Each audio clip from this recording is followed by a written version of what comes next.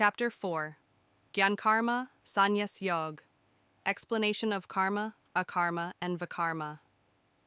Sri Bhagwan said, I had preached this indestructible Yog Vidya to Vivaswan, sun god, at the beginning of creation.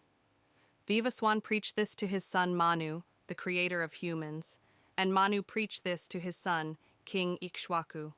O Parantap Arjun. In this way, the royal sages duly understood the knowledge along with this science received from the guru-disciple tradition, but due to the effect of time, that knowledge along with the supreme science was almost scattered and destroyed from this world.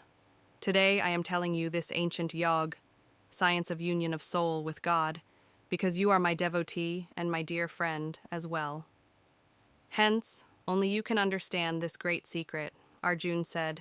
Sun God was born in the beginning of creation, and you were born now. Then how do I understand that you were the one who preached this yoga in the beginning of creation? Sri Bhagwan said, O Parantapa Arjun, you and I have had many births. I remember all those births, but you do not remember anything. Although I am the unborn and immortal God, Swami, of all living beings, I appear by my para-prakriti, Yogmaya, by subjugating my apara-prakriti, Mahamaya. O Bharata, whenever and wherever there is a decline in dharma and an increase in adharma, then I reveal my form. I appear in every yuga to deliver the devotees, to completely destroy the wicked, and to re-establish dharma. O Arjun, my birth and deeds are divine, supernatural. Thus whoever knows me in his true form, he does not take birth again in this world after leaving the body, but attains me, that is, my eternal abode. Being completely free from attachment, fear, and anger, surrendering to me with exclusive devotion, pure devotion. Many people, purified by this knowledge of mine, have attained my devotion through penance. O son of Pritha, the person who takes refuge in me, in whatever spirit, I also give him the fruit according to that spirit. Every person follows my path in every way. In this world, people perform yajnas with the desire of fruit, sakamakarma, and worship the gods to get the fruit. Those people definitely get the fruit of those deeds very soon in this world. On the basis of three gunas, sat, raja, tam, of nature, karma was created by me in 4 divisions, Brahmin, Kshatriya, Vaishya, and Shudra. In this way, despite being the doer of the never-changing system of human society, you should consider me as the non-doer. Due to my lack of attachment to the fruit of karma, karma cannot create bondage for me. In this way, the karma of the person who knows me never creates bondage for him. Even in the past, people who wanted to be free from all types of bondage of karma, understanding my divine nature, performed their duty and attained moksha. Therefore, you should also follow them and perform your duty. What is karma and what is akarma? Even the most intelligent people are confused about this subject. Therefore, I will explain those karmas to you very well, knowing which you will be able to be free from the bondage of karma of the world. One should understand karma as well as akarma and also vikarma, because it is very difficult to understand the subtleties of karma. The person who sees a karma in action, doer of soul instead of body, and karma in inaction, doer of nature instead of soul, is wise among men, and that person remains free from the results of worldly karma even after performing all the karmas. The person whose all tasks are completed with full dedication, without any desire for results, and whose all the works are burnt in the fire of knowledge, wise people call that great man completely knowledgeable. The person who, by renouncing the attachment to the results of all his actions, remains always satisfied and independent, and despite being fully busy in works, that person definitely does nothing. A man who has renounced all attachment to the fruits of his actions and ownership of all kinds of wealth, such a person with a pure mind and steady intellect, performing actions only for the sustenance of the body, never attains the fruits of sin. A man who is satisfied with the benefits that come his way, who is free from all conflicts and does not envy anyone, who remains stable in success and failure, although performing all kinds of actions, is never bound. A man who is free from the modes of nature and is fully situated in the knowledge of Brahman, and who performs actions properly, all his actions get completely dissolved in the knowledge of Brahman.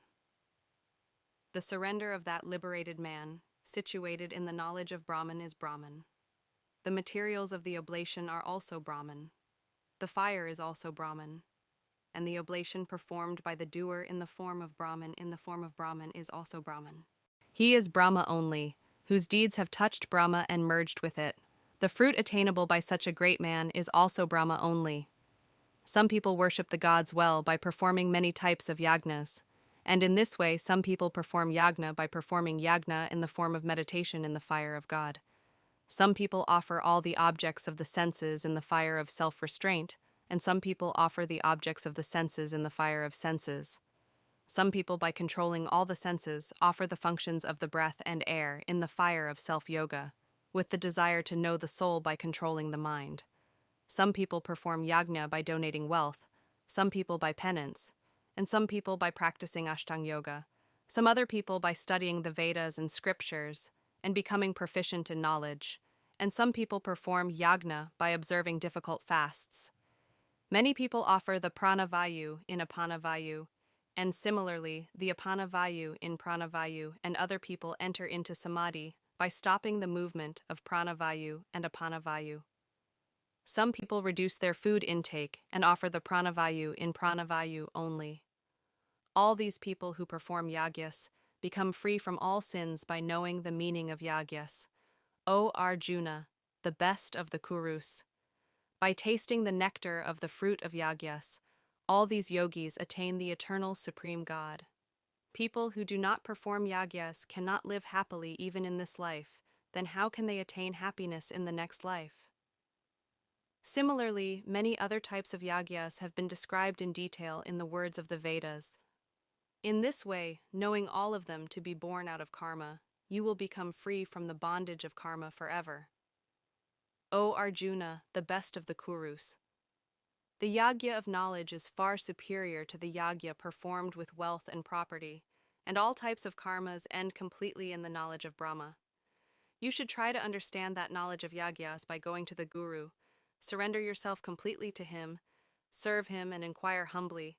Then that Tattvadarshi Brahma Gyan Mahatma will preach that Tattva Gyan to you, O son of Pandu.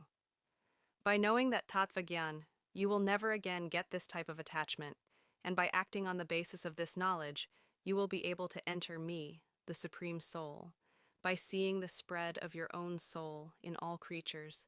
Even if you are the biggest sinner of all sinners, you will definitely be freed from all types of sins and cross the ocean of sorrows of the world by the boat of my knowledge, O Arjun. Just as the fire burns the fuel and turns it into ashes, similarly, this fire of knowledge burns and turns all the worldly fruits of karma into ashes. There is no doubt that there is nothing in this world as purifying as knowledge. You will experience this knowledge in your own heart at the time of perfection of yoga in your own soul. The man who is completely devoted and who has subdued his senses. That man, on attaining divine knowledge, instantly attains the supreme peace of God realization. The man who does not have knowledge of the scriptures, does not have faith in the scriptures, and looks at the scriptures with a doubtful eye, that man certainly becomes corrupt. A man who has become corrupt and doubtful attains happiness neither in this life nor in the next. O Dhananjaya, the man who has renounced the fruits of all his actions and whose doubts have been dispelled by divine knowledge, such a self-surrendered man is never bound by karma. Therefore, O Arjuna of the Bharata clan, you should cut the doubts arising out of ignorance in your heart with the weapon of knowledge and stand up for the battle, being established in yoga. Thus, the fourth chapter named Divyagyan Yoga in the Sri Krishna Arjuna dialogue of the Bhagavad Gita, which is the form of Upanishad, Brahma Vidya, and Yoga Shastra, was completed.